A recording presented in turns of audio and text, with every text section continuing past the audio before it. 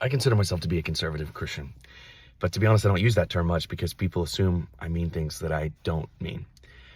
Growing up for me, what it meant to be a conservative Christian was to be rooted in the person of Jesus, to submit myself to the authority of Scripture. So if the text leads me a place that I'd rather not go, that's where I go.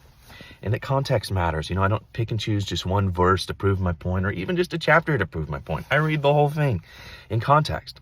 And so when I say conservative, I mean that I aim to be submitted to the authority of Jesus. So if I say things like, I care for the poor, the refugee, and the immigrant, and I believe that the kingdom of heaven is people of every tribe, every nation, and every tongue, and any kind of rhetoric that is dehumanizing of other people is antithetical to the scriptures, it's not because I'm trying to adopt some progressive agenda. It's because I'm trying to be remained faithful to the person and teachings of Jesus. And I don't think that's a hard reading to get to.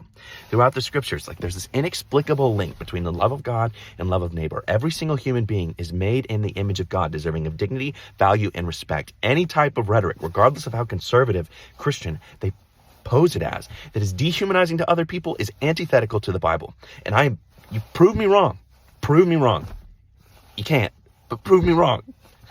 The Bible is filled with language about taking care of the poor, the refugee, and the immigrant. And when conservative Christians spout off agendas that are mainly dealing with safety and fear-mongering and self-interest, a lot of times that's not based in actual conservative reading of the text. It's just based in some new conservative political ideology. You got to root it in the text if you want to say that. You're not going to convince me with some conservative argument. Convince me with the text.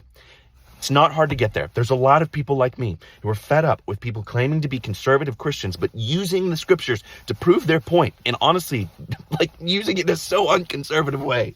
I'm mad.